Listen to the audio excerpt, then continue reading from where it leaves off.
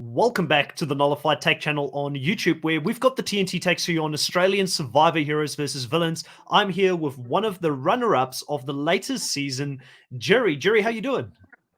Mate, I'm doing really well, Chris.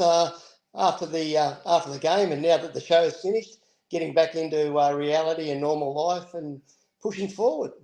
Yeah, what is normal life like for you now that you're sort of semi-famous, I guess, over in Australia? Do you get people recognizing you on the street? Well, I've always been famous around Fraser Island, the Fraser Coast, and around the Sunshine Coast everywhere. I've been here doing this for 34 years, so I'm well known. But now it's the demographics of just, or the geographic areas just widened. Like in Melbourne there last week for the finals, I probably got every 200 yards before somebody stopped for a photo. Same in Brisbane, Sydney, and now I've got a great following from America. It's Yeah. incredible. Listen, you'll be surprised. This channel has people watching the channel and podcasts. So clearly, they're watching Australian Survivor from the Middle East, from the Philippines. We've got people from Poland. Yep. There's a lot of places. Did you know that Survivor was this big phenomenon before you even went on there to go play it? Now let's go back to the start. Yes. I didn't apply for this. The guys that Ingleside, they found me and asked me, did I want to go into Survivor? And they gave me about 9 weeks. And I thought, don't be silly. What do you want to do with an old fellow like me, you know?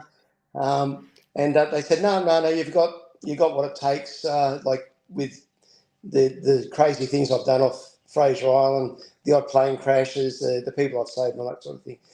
So I gave him a nod, and then we started. And I'd never actually seen a Survivor program before, you know, at all. So they sent me season 5, which is the All Stars, and Lee Castledean in it, because I know Lee. I've done a bit of film work with him, and I got into it, and they left me alone for about 2 weeks, and Pam said to me, "Oh, well, you better get into this Survivor." I said, "Nah, no, they found somebody better. Don't worry about it." And all of a sudden, they contact me again, said, "All right, we want you to do this. You're going to the next stage." I thought, "Oh, bloody hell!" So what I did 2.5 weeks before I started training, I changed my training regime and started doing different things which I thought would fit the game. And 2.5 weeks prior to going, I sat down and I watched 220 hours of Australian Survivor, and Wow. I just crammed it and crammed it and crammed it and crammed it, and I became a fan. A big fan.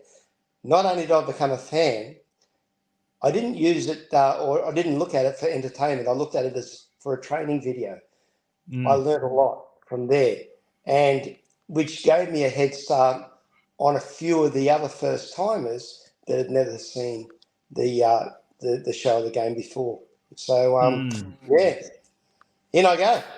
Well, this is fascinating stuff. What was the biggest thing that you learned from watching it that you thought applied to actually playing the game? Because there's a lot of people like myself out there that we're big fans. We watch all these seasons, and one day we would like to play the game as well. We would Yeah. like to believe if we go out there, we've got what it takes, but it's obviously a different thing from watching it to playing it. So what did you take from watching it into the game that helped you out there? Well, being a first timer, of course, what I learned was, yep, you've got 3 parts to the game. You've got your social part, you've got your technical part, and you've got your fitness for your for the for doing all the Challenges? challenges. Sorry, I am 107 years old. You've got to help me out a bit here. But it's not 30%, 30%, 30%. It's 10% challenges. It's 10% for technical and 10% for social, and it's about 70% luck. It's what I thought. That's what I learned, and I learned to going into the game. I was fairly fit, but I was carrying a few injuries, but if you're a bit too mouthy and say that you can do all these things, you're going to get voted out very early, especially if you can't deliver. I wasn't too bad at a lot of the things like the rope pulling, the puzzles and things like that, but I didn't want to admit it. So I said, oh, look, I've practiced a bit, but I didn't do it. And I realised the oldest is first boot. Yeah, that's it. How the bloody hell am I going to get around that? And if you were too nasty, you're going to be voted out. So if you're too good, you were going to get voted out. So you can't win anyway. So you've just got to go in there with that mindset.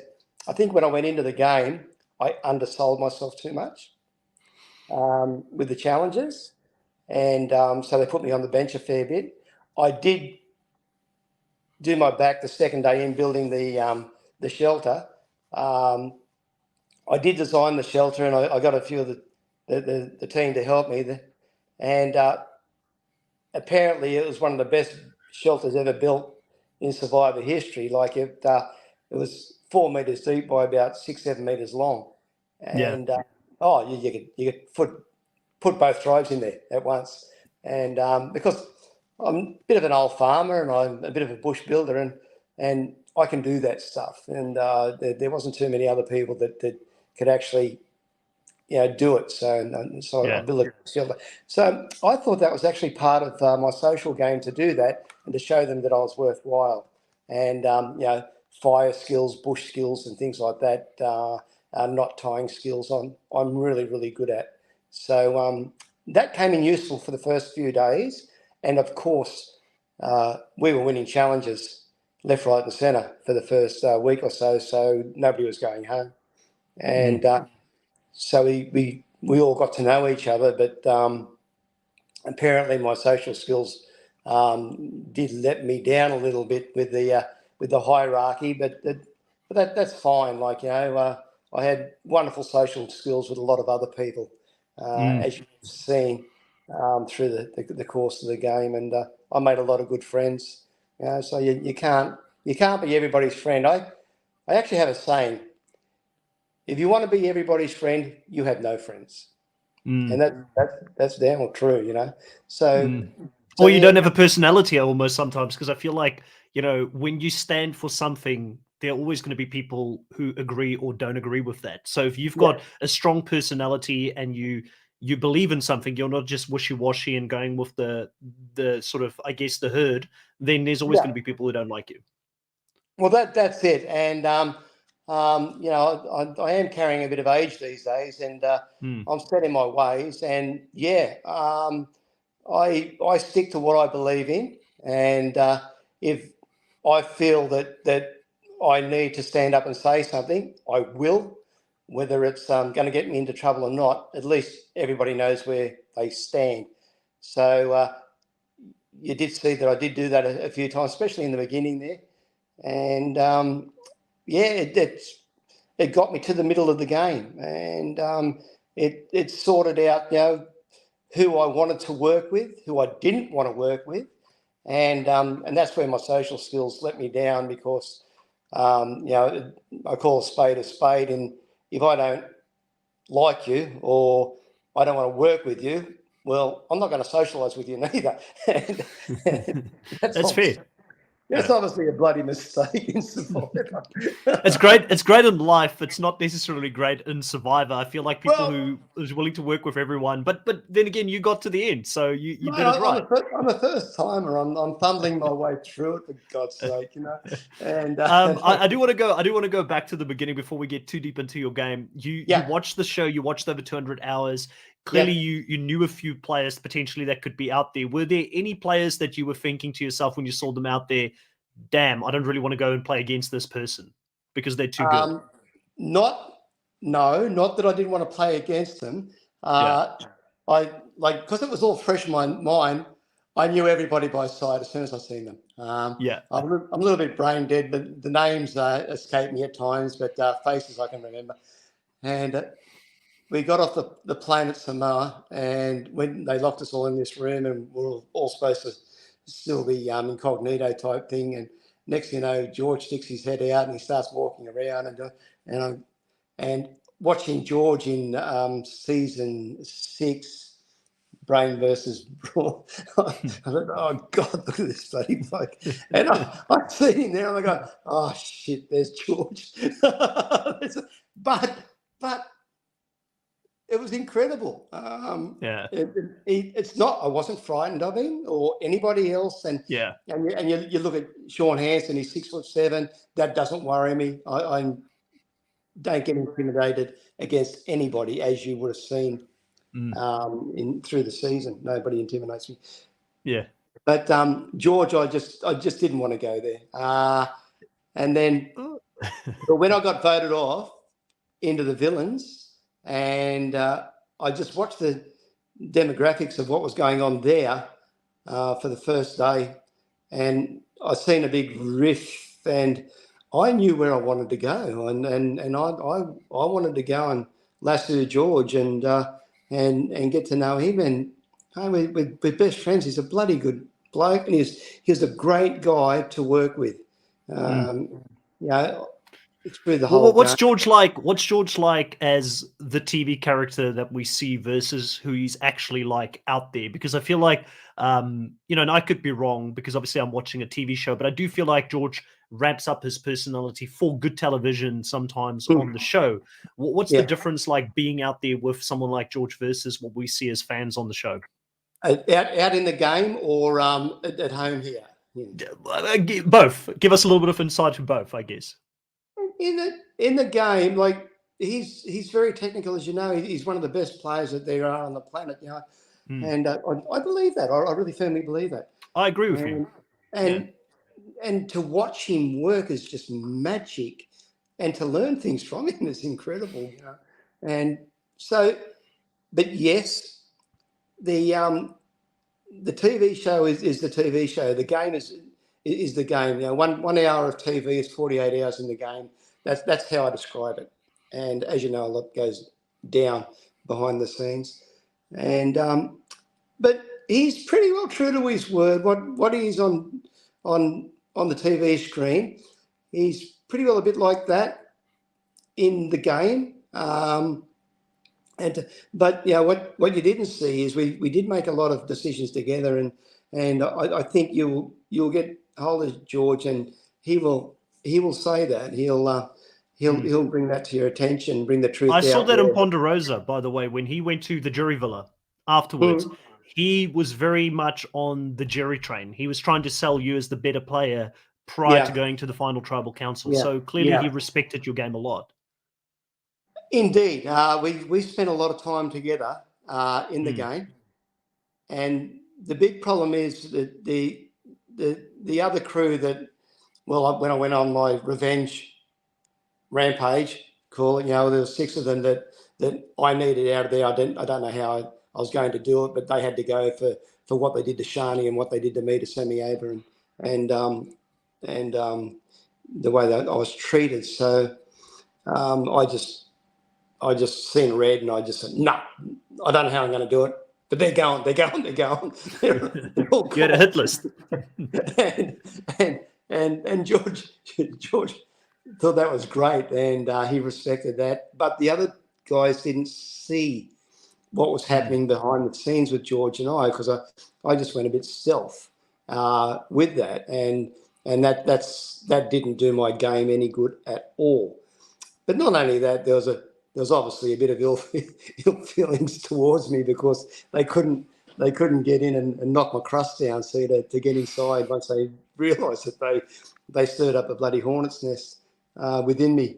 So So a little bit of George. You mentioned George in the game. What's it like since you guys are now out of the game? Have you stayed in touch? Because it kind of seemed like, Liz was saying yourself, George, and Matt were kind of like a family, like a dad with his 2 sons out there. Well, that's correct. And George and I, we've spent a bit of time together. He's after the game, he's been up to Queensland to my place a few times. I've been down there. I've even stayed at Pam and I have stayed at his mum and dad's place. And awesome. We're just great friends, and we just gel. And And out in real life, he's exactly the same. He doesn't change. Like, it's just George.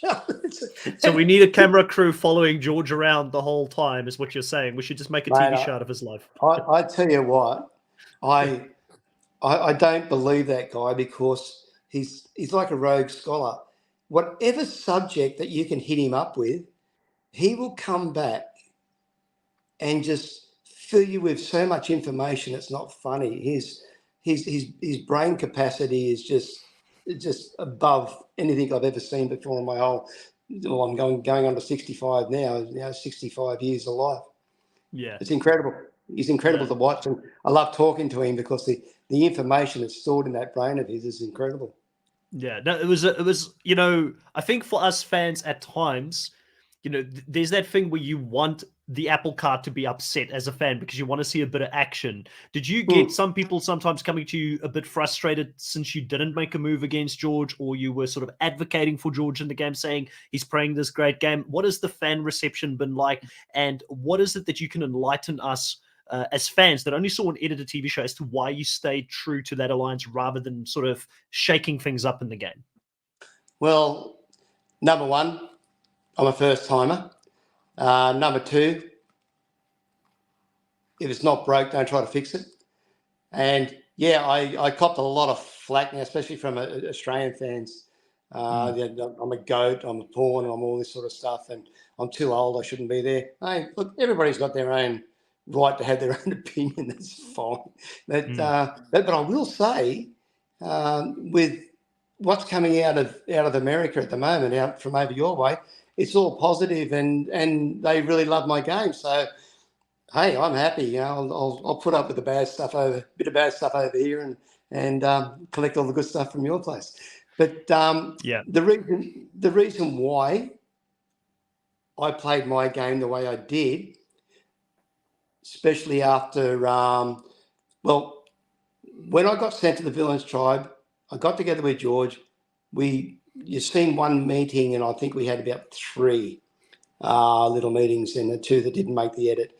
And we agreed, and it was sort of like an instant bond between us both. We could feel it. We could both feel it, and we could both feel that we could pretty well trust each other. And then we put a plan together that if we, and I said to him, I didn't say that I had to go back to the hero tribe. That's what was all about. I said, look, things are going to get weird. I may have to go back. I said, but trust me. Just trust me with it. It doesn't matter what happens. You and I are tight. Don't worry about anything else. And I'm a man of my word. And I think he felt that. He knew that. And so when I did go back and we made a bit of a plan, if we could get together again, if we could last long enough to get together again, because don't forget, they were headhunting both of us on both times. Like the heroes wanted me out, or the majority of them, and the majority of the villains wanted George out. So we were both walking dead.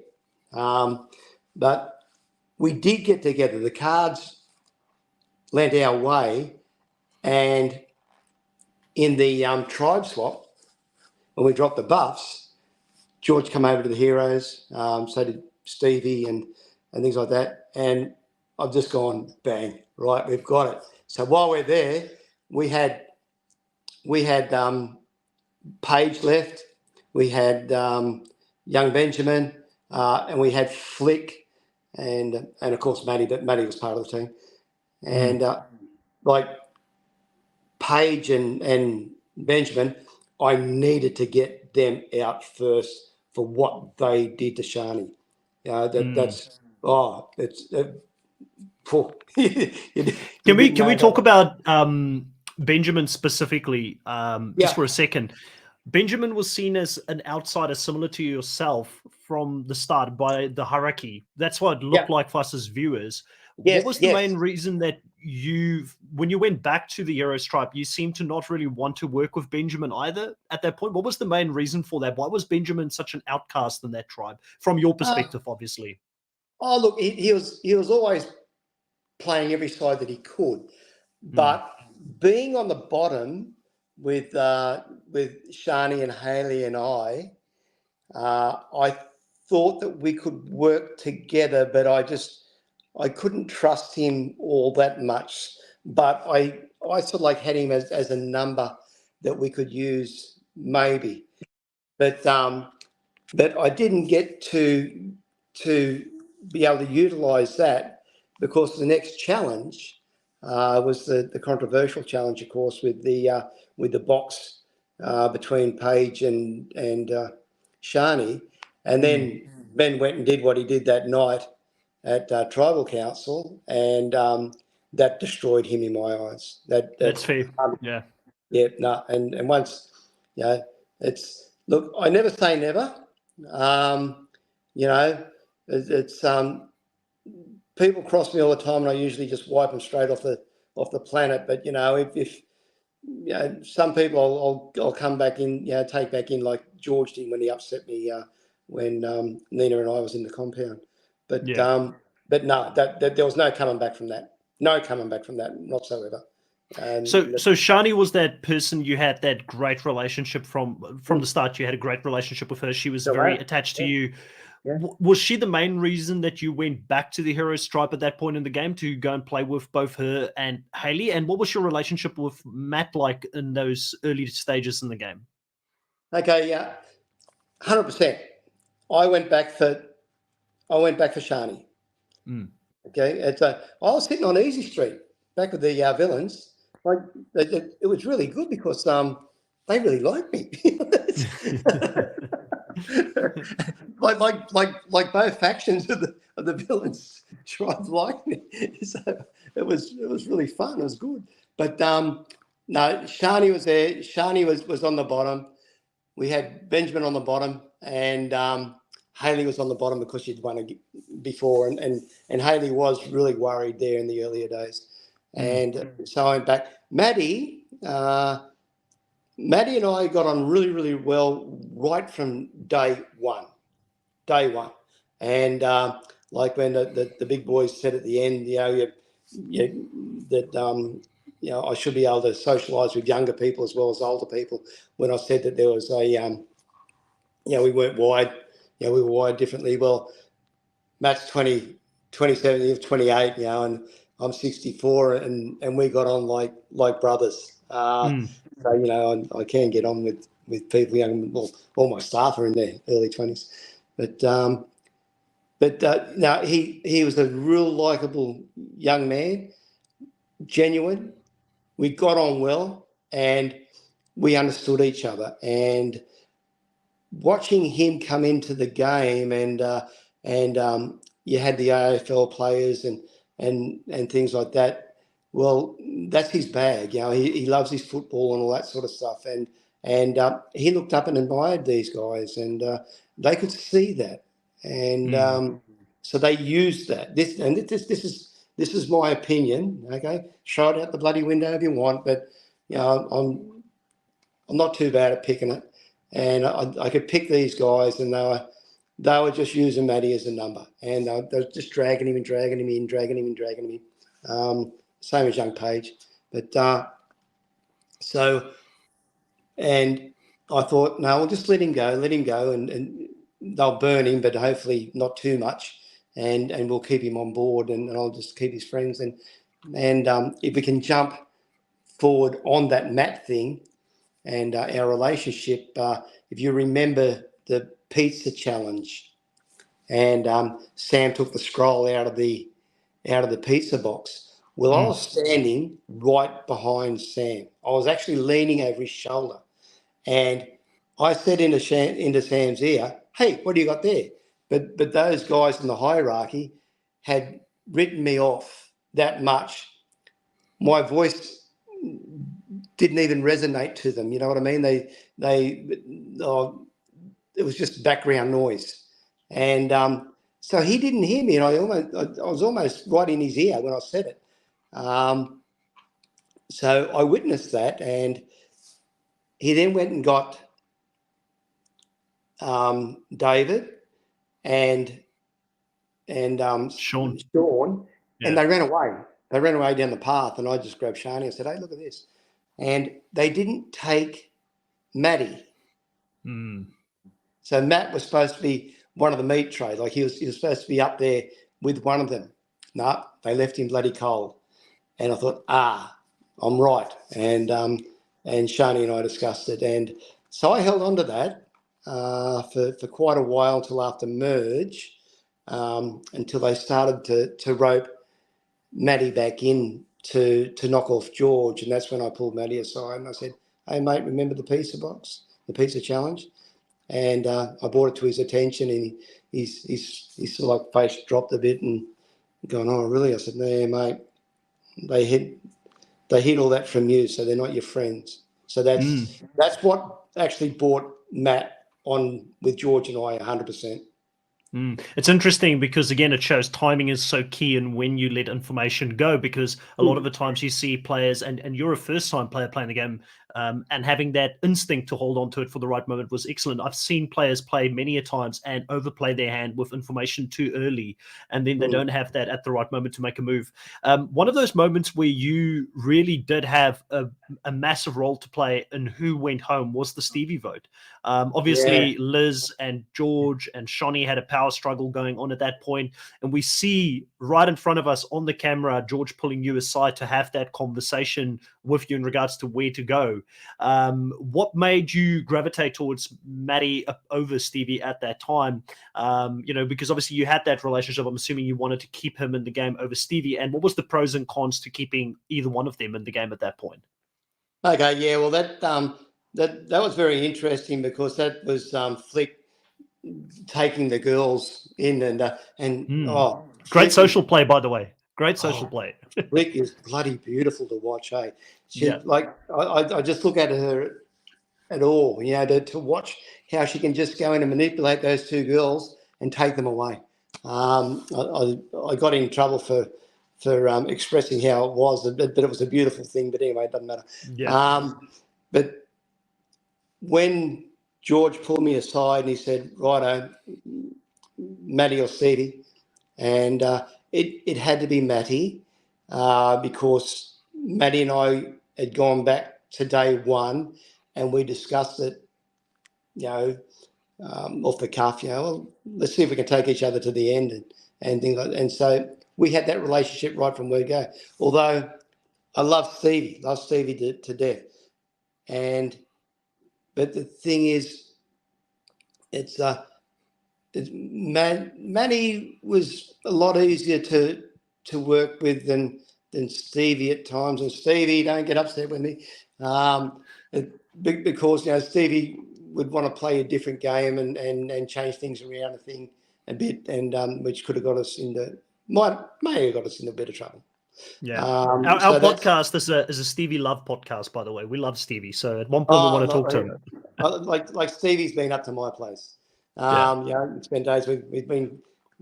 I've taken him to the Glass House Mountains because I do a lot of free climbing, and we climb mountains together and all that sort of stuff. And I think in June we're going down to camping with him. But May it is. But so. Yeah. He was smoking mirrors. He always wanted to change the plan, try to get extra votes in and things like that. So I can see why you said that it's probably the easier road was to go with someone that you can work with and can rely on.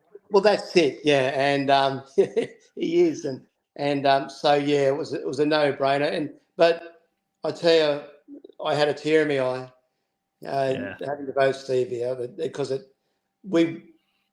he was fun. Although he was high maintenance at times, he was bloody fun. And he was fun to have around, and we all had a really good relationship going with him, especially Matt and I.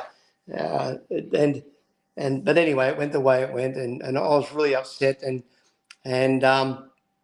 you didn't see it at the final the final tribal, but I think Flick asked me what was my biggest regret the whole game, and I said, and it didn't make the cut in the edit, but said voting Stevie out too early. And that was my biggest regret, but it had to be done.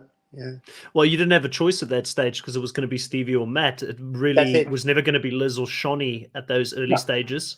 What yeah. was it like playing the game with Liz and Shawnee and knowing that George was kind of also close to them and then you and Matt on the other side? Were you ever fearful that George was going to sway more towards the girls over yourself? Or was it like managing that alliance? Oh, look, I knew George was bouncing from one to the other and just trying to hedge his bets all the way through. But I believed in George that he would always come back and he'd always have, me in his mind somewhere along the line. And the girls weren't a threat to me, not at that point. As the game went on and on and on, and the players got less and less and less. Yeah, we had to strategically vote people out, and the girls had to go. And no, that's not a sexist remark, by the way. No, I wouldn't. And this is the thing with Survivor. Sometimes people would be like, well, look at it. This is sexist because we've had 4 girls. But it's the way the strategy Yeah, just yeah, comes yeah. together and the way that, you were close with Matt. And, sometimes you're closer with certain people because you've got more in common. And I don't get why Yeah, people yeah, look at it yeah. that way. And it's late game because it's interesting because you got the 2 girls, but then also you get to the merge and George brings in Haley, who's a real life friend of his. Like, were you alarmed at that point? You kind of needed the numbers, but Yeah. wasn't it a little bit alarming for him to bring in a real life friend? Were you aware how close they were outside of the game? Yes, Haley did. We did have a little bit of a chat about it, and I knew that they were close. And no, I didn't feel any threat whatsoever. I liked Haley, and Haley liked me. We got on okay, and she treated me with respect, and I treated her with respect. And but after we got rid of the 6, the hierarchy, and the people I wanted out, I said to George then, I said, well, okay, who do you want? Who are we going for? And to get to the end, everybody else had to go. And so it was a George, Matt and I show to the end. And that's the way I always looked at it. And although I was close to the girls, but no, they had to go. Through our game to get us to the end. And No, it's fair. It's fair. And Simon went from 0 to hero this season for a lot of people, myself included. Like in the beginning, I was like, "What is he doing? Why I has he forgot got this about rivalry with George?" But by the end, I think everybody loved him. He was the Aussie battler, going from the bottom, trying to work his way in. What was it like playing the game with Simon, especially because he was coming on to both you and Maddie so hard about flipping? Sorry, Simon, I forgot about you. Well, look, going back to when we went into when I got voted over to the Villain's Tribe. Village Tribe, Yeah. I could see the rift between George and Simon, and Simon was just so erratic, and George was so controlled. And I thought, no, I've been in business for a long time, and I know where I'm going. Because I had a choice, which side I could go on, whether it be Simon's or George's, and I heard both parties, and no, I'm going to George, and that's where it was always going to be. Simon was going to be a very early vote, actually. And just after I got rid of my 6, Simon needed to go then, or that's what we had planned, or even in between getting rid of my crew. But he, although challenge beast, everything else, he wasn't as big a threat as other players in the game.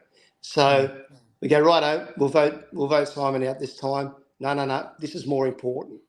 There's another fire started burning over here to your right or your left, and no, put Simon back on the bench, and we'll get rid of this one tonight. So that's the way, and that's why he lasted as long as he did.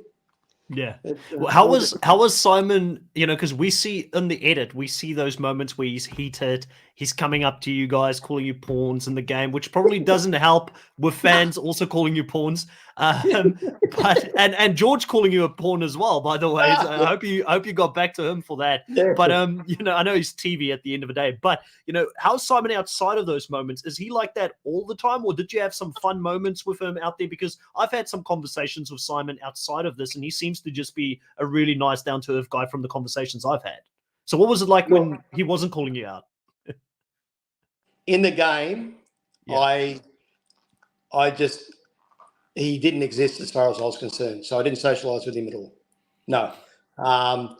Outside of the game, we are friends, and we have got to know each other a lot better. And outside of the game and in real life, he's a bloody nice bloke. yeah. And it's just that I don't know if you saw the Jury Villa scene at all, where he was cutting George's beard for him before the yes, final round goes yes. on, and they made peace. And I thought that was such a great moment, because in the game you go hard, but you leave it in the game. If you take it with you afterwards, then clearly you know what's going on. It is a game at the end of the day. I know there's a lot of money at stake, but that's the kind of moments I think we love to see. Yeah, yeah. Well, I think even though I I really needed the money, to help support my business after COVID, but in the end, it was all about getting rid of my 6 people, and the money went west. Like, I thought, Yeah. no, buck of the money. I've got a principle here. Yeah. I know, So I know what that. would you say you've learned from this? If you got the call in a year or two from now to go back out there, and let's say you want to put yourself back out there again to go up against these crazy people, what would you do differently, I guess, if you were to go out there again? Look, I've learned a lot, and I'm keen to go again. I will get my body in a more fitter state than than what I thought I was, because I thought I was fit. Well, for my age, I am. Look, let's face You it. did For my age, extremely well in the endurance uh, challenges. You hung in there. yeah, yeah. But I did my back the second day, and come back and had MRIs on my back, 2 bulging discs, so broken bones in my feet. I had a bit of a tear in a rotor cup when I went in. I've come out. I've got a tear on my bicep, rotor cup, and the supraspinatus. So I'll need surgery on that in a few months' time. So it's what people don't realise is from day 2 I was in so much pain, and that's Mm. why you only see me sitting in that Hessian seat. That's the only thing that I could sit in. If you watched me at in at night time, I'd be laying down, or when we had to go to tribal council, sitting on those logs, I'd be rocking, and I'd be sitting on my hands because the pain, it was incredible. Mm. But that's all right. I just muscle through it. But what have I learned? It's fitness, number one. Number two, more of a social game. Number three, I went too stealth. And that's why everybody thought that I couldn't play the game and I did nothing, because everything I did was behind the scenes. Mm. So I should have been more out there, but it's my first time, but I've learned from all the other guys. So you'll see a very, very different Gerry gameplay if I am ever lucky enough to go back in the game again, that's for sure. Let's get a runner-ups at War season and get all the runner-ups out there against some winners. I think that would be a Hey, lot of fun. hey, that'd be the bloody game, wouldn't it? Yeah, get the runner-up tribe versus the winner tribe. I want to see that, because guess what? You and George may end up on the same tribe again in the future if that's the Yeah, case, because he yeah, was a yeah, runner-up as well. yeah. I do want to ask you, the final tribal council. There was a few people. Flick's question, you mentioned what she asked. Nina Hmm. never got a question on the TV show. What was her question that she asked that didn't make the cut on the TV show? Because you spent a bit of time with her on Survivor Isolation as well. Was there, Hmm. any moment that there was a bit of a bond created between you? What was that relationship like, and what was potentially Um, asked there? Look, to answer the question fully, can I go back to when I came back from the villains? Yeah, And 100%. because Nina, I picked the whole thing, and in that scene that that you guys seen where I sat down and I had everybody around me and I told them exactly what I thought of them. And the hierarchy here, and I said Nina swinging in the middle. And coming back from the villains, I was that dirty on Sam. I wanted him out that bloody night, so I was going to try to pull a rabbit out of my backside and try to get rid of him on a blindside, but it didn't come off. And I wanted Nina involved in that as well. So, but I didn't know whether I could trust her, and I took her over to the hammock, and I said, I want to have a talk to you. And she, oh, okay. And we've actually discussed this last week, Nina and I, when we were out together, and she asked me why. But as I sat there and listened to her and spoke to her, I couldn't divulge my whole plan to her because I thought, oh, I can't trust her. I just don't trust her enough. I don't trust her enough. And her mum was resonating through my mind and all that sort of stuff. And I'm going, nah. So I cut her from there. And the only time we really spoke again was when we were in the compound. We did speak, and she did like sway me, if you want, about George and the way George did the dirty on me, and so yeah, I did get I got dirty on George about that. I thought, bloody bugger, because we're supposed to share everything. Like if you want to vote somebody else or you're going to put me in a second vote, usually tell me. And but this was just a total. I had absolutely no idea. And so that shocked me a bit, and I thought, nah, all right then. Well, I will. You've upset me. You've burnt your bridges with me, and I've got the numbers here, and you will go. And but I sat down and thought about it. Of course, we're in the compound. We didn't have to go and do the challenge, and I thought about it, and you don't make a permanent decision on a fleeting moment type thing, and that's when I thought, no. And I still couldn't see myself working with Simon. I still couldn't trust him. It was between Arthur and Martha every bloody day. So and I thought, no, I need more consistency than that to be able to work with him. And so I stay with George. Yeah. Well, the question I think that everybody would want me to ask you, and if I didn't ask this, I know that the fans online are going to come for me, is that if Matt won that final immunity challenge and you had the choice to vote between both Liz and George, would you have stuck with George in that position, knowing that it was a final three at that point? Do you know, I would have stuck with George because I wanted him to win. And it's not him manipulating me. I just looked at his game. I learned a lot from him. I had that much respect for him. I would have wanted him to win.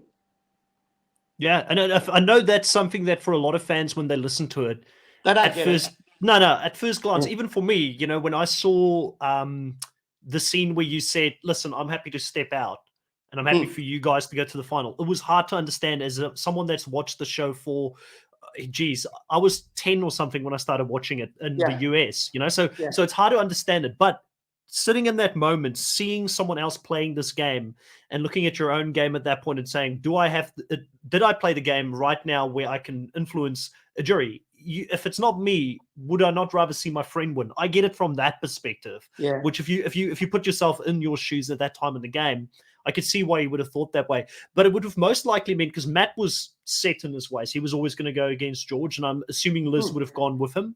That would have most likely set up a fire-making challenge between Liz and George. How do you think that would have gone? Did you ever see George or Liz make fire around camp? Do you think they would have been pretty decent at it? No. not at all. And here I thought I was fairly good at the fire, but the fire challenge that we had, I couldn't get my bloody fire going. But God, anyway, that's the luck of the draw. But it's, and I don't know which one of them would have won out of that. George may have won. because he was determined in the end. But and it was nothing about George manipulating me, or there's no way that I was scared of George whatsoever. I just looked up to the guy, and most of the fans will be shocked, but he was very honest with me most of the way through the whole game, and I tip my hat, and I have to have respect for that. Now, if we can just go back a second, one of the questions you asked me a minute ago was what Nina questions that she gave me in the last tribal council, and she did. And I answered, now that I think back on it, I answered it so wrong. It's not funny. It's because she said to me,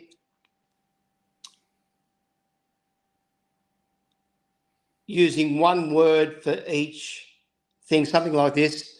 How do you think that I went? I think this is the way it went with my physical game, my social game, and my strategic game, or something like that. And all these guys were looking at me, and she said one word for each. So so three words. Yeah. And they're all looking at me, thinking that how's he going to get out of this one? And I thought, okay, I'll feed you. And because it was the whole social thing with all the questions and how antisocial I was, and so I just said, I socially suck. So I just threw it back at him. I was like, nah, I'm not. You're not voting for me anyway. So here, and but what I should have done was gone tick, cross, tick. So that would have been funny. It would have. I might have even made the TV show if you said that. Well, you know what? Because with my challenges, tick, I did fairly well. Hey, you look at Big Sean and some of those immunity challenges. I was in front of him. I was beating him. So I held my own. Strategically, I did well, and so there's another tick. I'm never going to win their social vote, so you might as well put a cross. And that's it. Yeah. What's it like pitching to the jury at the end? Because I think, we as fans, again, we look at it and we think, easy. You just put your game out there. But when you're out there, we don't realize that you can't see visually your game play out on the TV show like we've just seen your game play out. So how difficult is it to approach the jury and talk to them at the end there? Because you mentioned you picked up very early on that they weren't too high on you. Yeah, well, they were off me pretty well right from the go, and in hindsight, should have got rid of them all before they went to the jury. But, you maybe should have brought Benjamin over and Paige and the likes of some of those that went before. No. That was locked in. That was locked in concrete, mate. But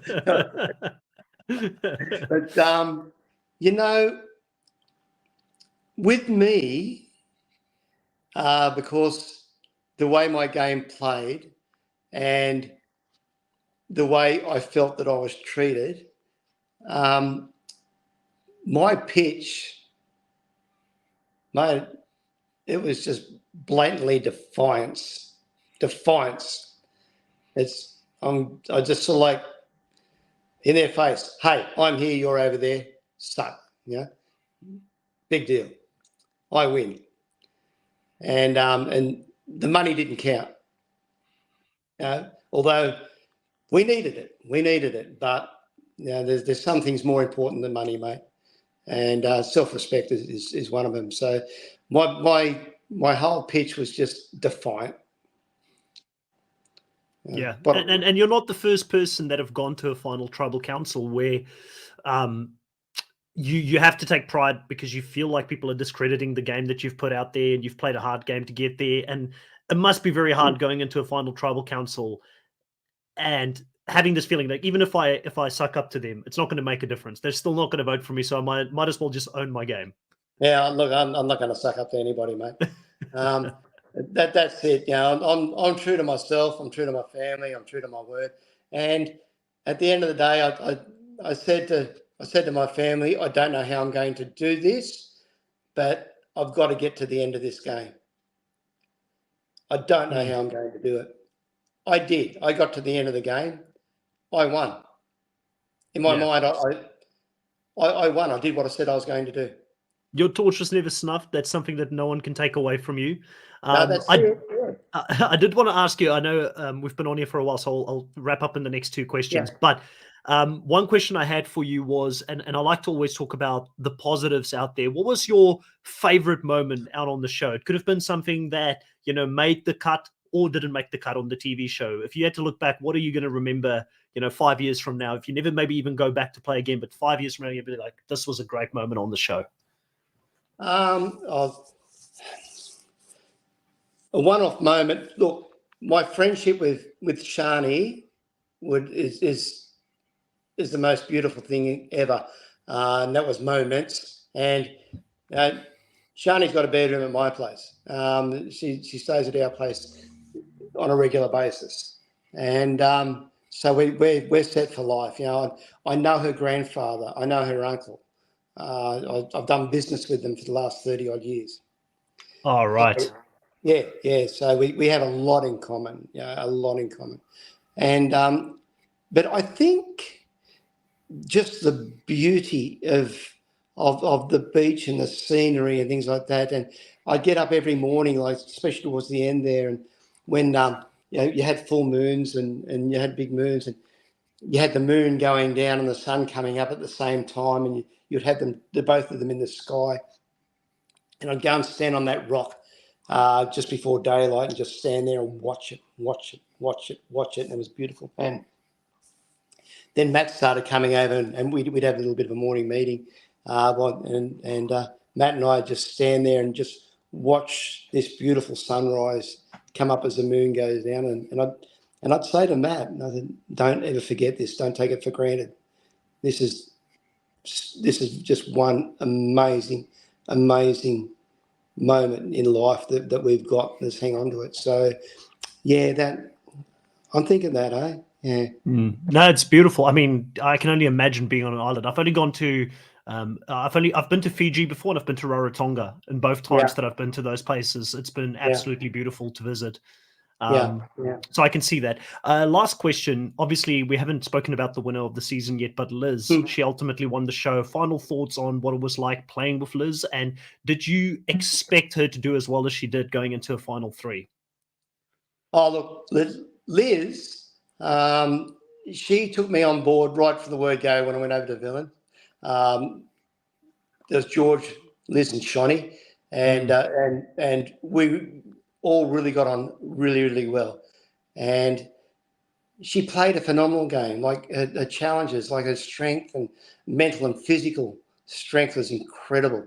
And she pulled some good moves out in the end there, and moves that I didn't see until I watched the show. So she was much a deserved winner, indeed. I'm so happy for her. Yeah. She's a real fighter. I thought she came into that final tribal council just like she played the season. She was fighting for that win at the end. Yeah. Like I think she learned a lot from Shani. Shani took her under her wing and taught her a lot because Shani's been there before. Just remember, not my first rodeo. Yeah, she was great. She was great TV. Yeah. And I think once Shani left, Liz thought, hell, I gotta stand on my own 2 feet here a bit. And you could see the Olympian come out of her. Like, you could see a lifetime of work come out of her. And it was beautiful to watch.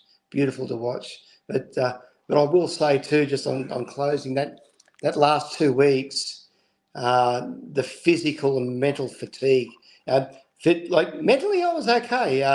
probably because I'm a bit older and I've been through the mill several times through the course of my life. Different things, but physically, mate, I was buggered. I just couldn't move. I could hardly get up. I could hardly put two words together. but I Jeez. kept on soldiering on. But yeah, but the fatigue. You should sign up for the Survivor US season. Stay the half the time now, 26 days. 26 days. Yeah, but we're not allowed in there yet. What's going on? We'll have to sort it out. We have to get the Survivor US versus Australian season at some point. Yeah. No. I'm originally from South Africa, so this cap here is Survivor South Africa Return of the Outcasts, which was their last season. So I would advocate for South Africa, US, and Australia to all have a season. I think it'll be a lot of fun. Mate, well, if the powers to be would like to see me there, hey, bring me along. I'm there. And as I said, you'll see a more lively, different Gerry. That's for sure. Because I've been there. I'd love to see it. I'd love to see it. Yeah, Gerry, it's been great talking to you. Thank you so much for your time today. You too, Chris. Okay, mate. Look, thank you very, very much.